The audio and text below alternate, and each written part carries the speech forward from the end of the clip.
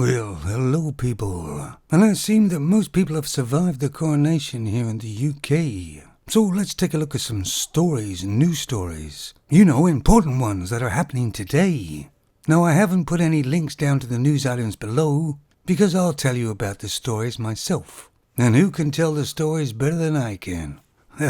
So this femon in the picture is from Australia. And she got stuck in the outback sort of thing.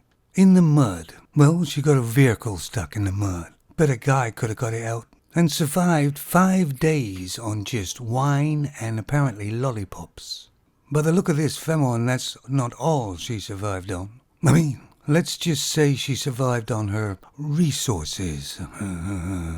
Anyway, here's a picture of her being rescued. As you notice, the femon is carrying a big bag. Of course, femons carry bags all the time. It's just one of those things. And probably when they got there, she had a hut already built, had a nice raging fire, had some food cooking that she probably hunted and killed herself, probably had running water through her little camp, and probably made a multitude of weapons, to protect herself, like spears, bow and arrows, that sort of thing. And I believe the rescuers were men, so she probably offered them a drink after their long trek from berries that she'd crushed earlier.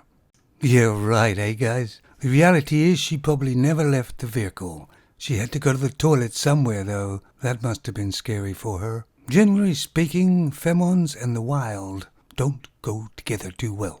But at least it was a happy ending for this femon. I believe the rescuers were male, and I think there should be a law. When femons get lost in the forest, they should have the femon survival team look for them. And if it's a man, they should have men's survival team look for them.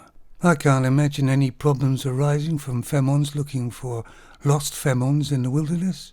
Can you? Yeah, I bet that would work out real well. And here's another picture, and this is in the UK. As I said to you, there'll be a lot of revelers about, and it'll be all in the papers.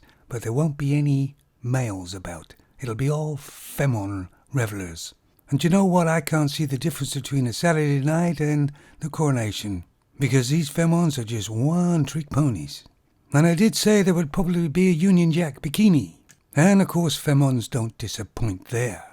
Of course this wasn't the only one, there were many of them.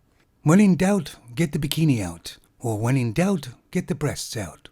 I mean, just once I'd like them to do something different. But it hasn't happened yet. They just do exactly the same thing every time, they just change the theme. Complexed, they ain't. And here's a picture of another femon.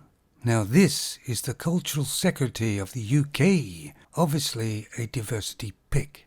And we've all seen these diversity picks, how well they work out. And they're all about the same, they're very woke. And do you have anything to say, Cultural Secretary? No, we've heard it all before.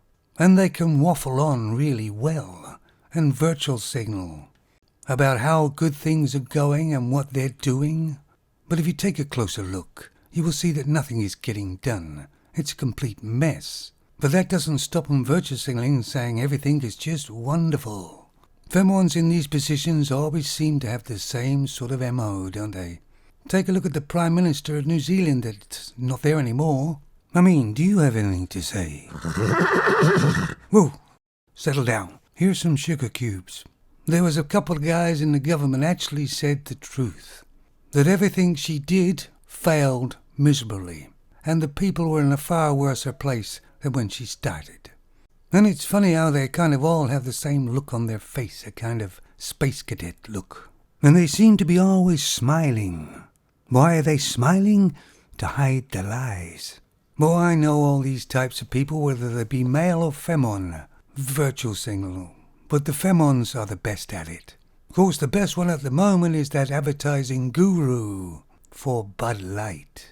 And that was yet another diversity pick. So, honey, have you got any good ideas for an advertising campaign?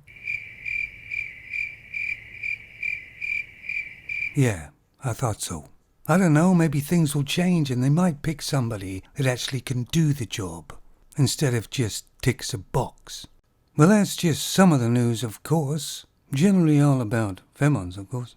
And how disastrous they have become. And how delusional and unrealistic.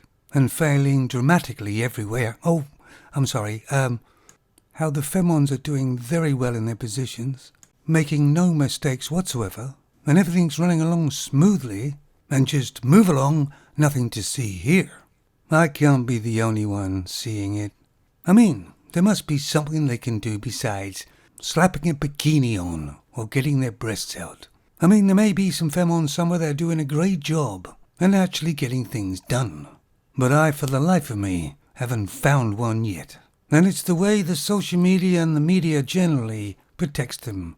So apparently we don't notice them muck up. Well, I see it, and I think a lot of you guys out there do too. Now I've got tomorrow off, and so it's going to be another beer night for me, so there may be another video. It depends, I might go on the porn site instead. Oh, listen honey, while you're still there, what did you think of this video? Take it easy, fellas.